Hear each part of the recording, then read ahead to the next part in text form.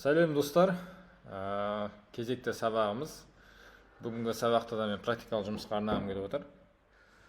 Яғни өткен сабақтардан қалай біріктіре отырып, қалай шағын жоба жасауға болады. Негізі неліктен бұл практикалық сабақтарды қосып жатырмын, себебі дейтін осы кезге дейін мұғалімдерге, оқушыларға сабақтар беріп жүргенде біздер яғни жеке-жеке өтеміз, компоненттерді, датчиктерді, модульдерді, яғни қалай қолдануға жеке өзім, бірақ та дейтін топтастырып бір жоба жасауға тапсырма бергенде біріктіре алмай жатады. Яғни дейтін ең қарапайым мысалға батырмамен жарық диодты, батырманың бағдарламасын мысалы мен түсіндірген кезде жарық диод қолданбай жаңағы монитор портпен түсіндіретін болсам, енді осыған қоса жарық диодты қос дегенде қалай қосамын білмей, қалай біріктіремін білмей, екі рет void loop жазып, екі рет void setup жазып, яғни жарық диодтағы программасына void setupты, батырмадағы void setup жазып қояды, екі рет void setup сөйтіп void loop'та жазып, сондай қателіктер болып жатады. Енді осыған дейін түсірген практикалық жұмыстар арқылы да түсініктеріңіз қалыптасып жатқан деген сенімдемін. Енді бүгін бір дейтін, яғни интернетте жалпы кеңінен таралған жобалардың бірі ол дейтін Arduino пианино, яғни мини пианино жасауды бастаймыз. Шайды ішіп алдық. Олай болса, жұмысымызды бастайық. Сонымен бізге яғни пианиноны жинау үшін, мини пианино жобасын жинау үшін бізге деген қажет болады. Ол дейтін бізде 7 батырма до ре ми фа соль ля си, до ре ми фа соль ля си, сонымен бірге дейтін пьезоэлемент қажет болады. Ары қарай сіздер әр батырманы басқанда әр батырмаға жарық диод қойып жандырам десеңіздер түрлендіре беруге болады. Оны ары қарай мен өздеріңіздің фантазияларыңызға қалдырамын. Так, олай болса, біздер дейтін жұмысымызды бастайық. Сонымен бізге макеттік платаны алайық. Tinkercad-тағы шағын макеттік плата, сонымен бірге 7 батырма. Так, батырмаларды мен input pull-up, яғни режимі үшін жинайтын болам. Бұл деген сөз, яғни бізге тек қана батырмамызда тек қана 2 порт қосылады деген сөзді, 4 контактының екеуі, және ешқандай кедергісіз. Input pull-up жүйесін оның алдында айтқан болатын, ол Arduino'ның ішінде өзінде орналасқан резисторларды іске қосуға арналған режим. Егер біз жай ғана режим input қолданатын болсақ, онда өзіміз қолдан сырттан резистор қолдану керек болады. Сонымен резисторды айтып отырып, резистор болып. Так. Енді макеттік платаға минус тогымызды берейік. Және сәйкесінше әр батырманың минусқа қосып шығайық. 2, 3, 4, 5, 6 және 7. Сонымен бірге маған пьезоэлемент қажет болады.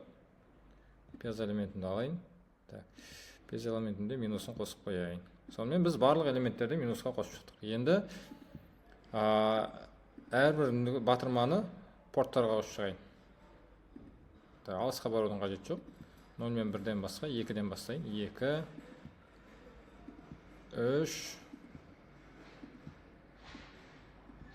так, 4,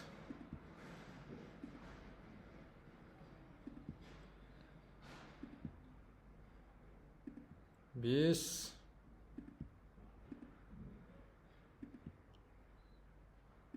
6, 7,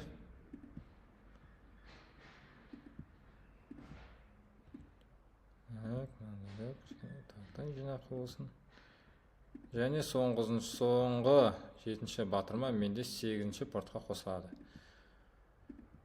Так, және пьезоэлементінің плюсын ешқандай кедергінің қажет жоқ. Егер пьезоны өткен сабақта ұмытып қалмаған болсаңыздар, пьезоның сабағында қайталауларыңызға болады. Егер пьезоэлемент туралы осыған дейін өтпей бірінші рет көріп отқан болсаңыздар, мына бұрышта немесе мына бұрышта, яғни біздің пьезоэлемент туралы сабағымыз нұсқаулық шығатын болады. Соны көрсеңіздер болады.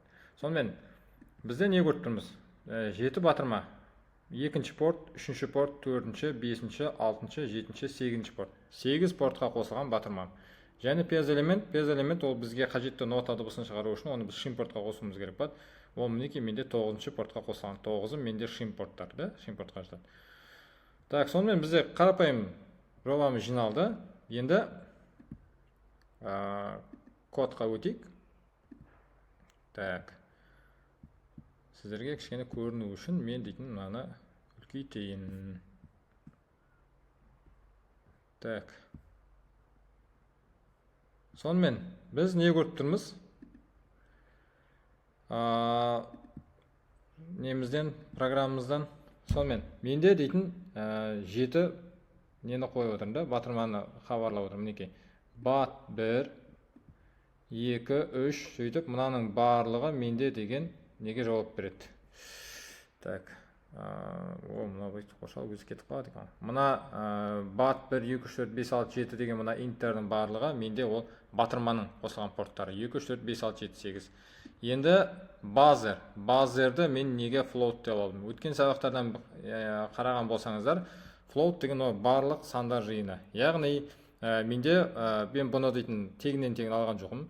Интернеттен сіздер ноты герцах деп алсаңыздар, әртүрлі музыканттар түсінетін бар. Первый, малый, октавы, не деген сияқты әртүрлі деңгейде, первый, второй, малый деген бар, солардың барлығында ноталарды герцқа салған. Герцқа салғанда ондық бөлшектермен бар ішінде. Яғни мысалға дейтін 266,3 деген сияқты да, сондай не бар. Сондықтан да мен дейтін музыканы шығарғанда нотада герцта қалай берді, ондық бөлшегімен солай болсын деген неде. Сондықтан мен дейтін нелерім менде батырмаларым дейтін 0,1 немесе хайлауды қабылдай береді. Сондықтан да оларға дейтін олар нотаға қатысы жоқ, олар жай ғана басылып сигналды Arduino'ға жіберуші. Сондықтан да олардың режимдері мен дейтін айнымалыларды бат 1-ден бастап бат 7-ге дейінгілерді int деп алдым. Ал енді мен дыбыс шығарумен айналысатын пьезоэлемент болғандықтан, сондықтан пьезоэлементке қатысты нәрсені мен дейтін ол ондық бөлшектерді қабылдай алу үшін мен float деп көрсеттім. Және мен дейтін 7 айнымалы хабарладым. Олар менде ешқандай неге қосылмағандықтан, порттары қосылмағандықтан, оларды мен дейтін, яғни C++-ің есеп бойынша осылай жетеуін дейтін өстіп алуға, жазуға болады да, мынандай түрімен бәрін. Сөйтіп, онда менде до, ре, ми, фа, сол, ля, си. Доны қарасаңыздар до деп тұр. Себебі while do деген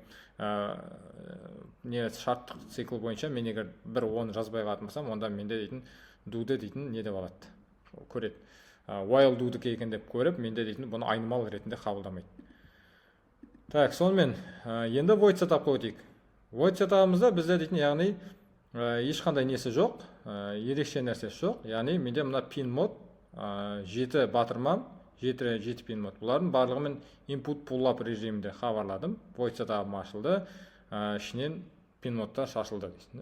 Сонымен pin мод 7 pin модым бар, әрқайсына input pull-up, және пьезоэлемент үшін неміз pin мод оның дейтін режимі output пьезоэлемент. Себебі пьезоэлемент дыбыс шығарушы, жарық дөт жанғанда дыбыс шығарушы болғандықтан оның режимі output болады. Енді батырмалар сигналды Arduino'ға беретіндей. Келесі. Енді void loop болады. Ең қызықтың бәрі дискотеканың барлығы осы void loop'тың ішінде болады. Себебі батырмалардың дискотекасы, олар дейтін арғай пьезоэлементке айтады, сөйтіп барлығы жұмыстанады. Енді жаңа мен хабарлаған do, re, mi, fa, sol, la, si деген батырмалар не үшін? Олар деген яғни digital read функциясымен жұмыс істейді. Бұлар яғни bat 1, bat 2, bat 3, bat 4, bat 5, bat 6, bat 7 деген айнымалардың жағдайларын оқиды. Так. Мынаны байқамайсыз кетті. Жетеуінің жағдайын оқиды. Яғни do сұрайды bat 1-ден. Сенің жағдайың қалай?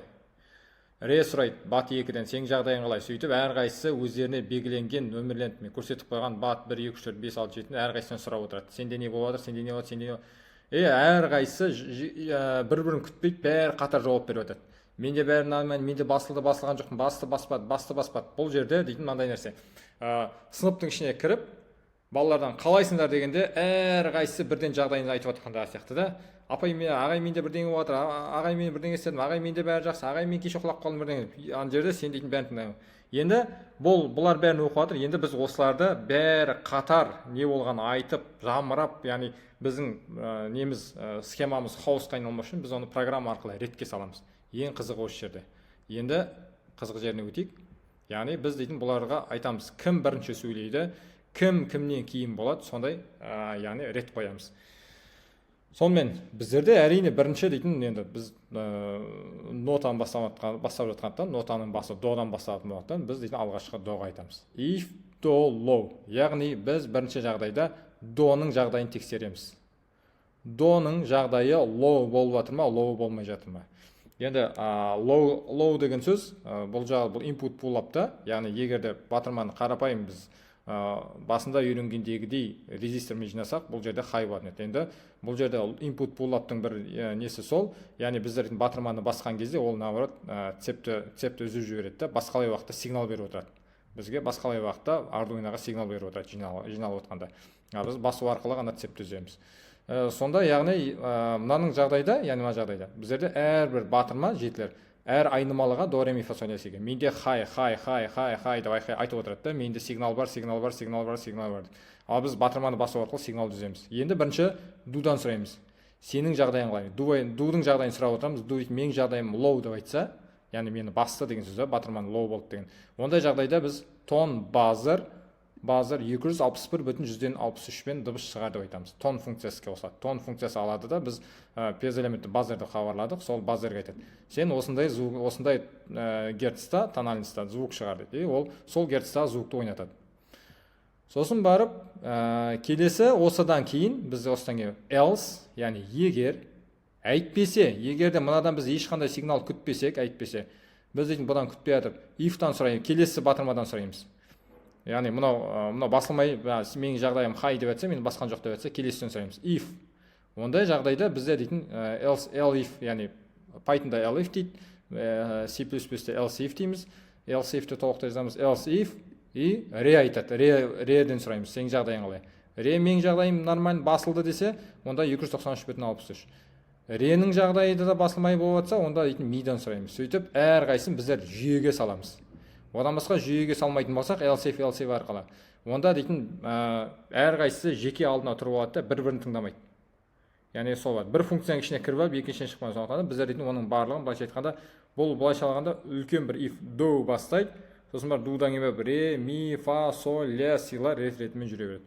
Сосын соңында қараймыз да, мына сидікін қараймыз. Егер де бұлардың ешқайсысы да басылмаған болса, ешқайсысын ешкім баспаған болса, ондай жағдайда аламыз да no tone buzzer деп қоямыз. Егер де біз бүйтіп no tone buzzer деп қоймаған болсақ, соңғы біз қай кнопканы бастық, соның дыбысы постоянно ойнап тұруы мүмкін да. Яғни ондайдан қашу үшін біз батырманы басып жіберіп қалғанда басылмай қалды дегенде, онда ешқайсысы басылмайтын, ол else-қа лақтырады да no tone деп хабарлап, яғни no tone функциясы арқылы buzzer жоқ дейді, дыбыс шығармайды. Сөйтіп біздерде дейтін батырмамыз жаңағыдай осы күйінде біздің функциямыз жұмыс істейтін болады. Олай болса біздер немізді программамызды тексеріп қарайық. Әрбір if-ті ашқан кезде оның фигуралы жақсасы ашылған, жабылған бәрін тексеріп отыру керек. Так, мен дейтін немді кішірейтейін. Так. Сонымен начать моделирование.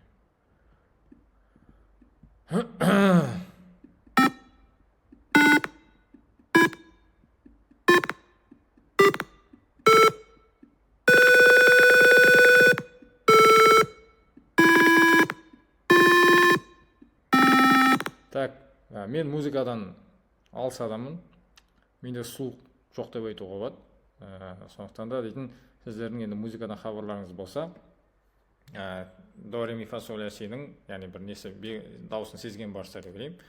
Жалпы бұл жобаны сіздер дейтін музыка пәнімен бірігіп, мұғаліммен бірігіп, музыкада мысалға балалар дейтін пианино бірдеңе жасап жұмыстан үйреніп жатса, сол балаларда осы Arduino арқылы жоба жасауға болады. Яғни музыка пәніне бір қызығушылық тарту, музыка пәні плюс роботехника, музыка пәні плюс STEM деген бағытта бір жақсы жоба да жасап шығаруға болады деп ойлаймын. Яғни балалардың нотаны үйретуге, нотаны жаттатуға үйретуге болатын бір тәсіл ретінде осын дамыта алатын бір жоба. Сонымен достар, біздің бүгінгі практикалық сабағымыз аяқталды. Яғни мен оның алдында YouTube-қа осындай жасалған видеоны салған болатым. Сол кезде астына программасын жазып сұрағандар болған. Енді ол кездерде программасын жазып түсіндіретін видео түсіруге қолым тимеді. Әлде тіпті ынтада болмады ма? Енді қазір осында программасын бәрін көрсеттім. Көрсеңіздер болады.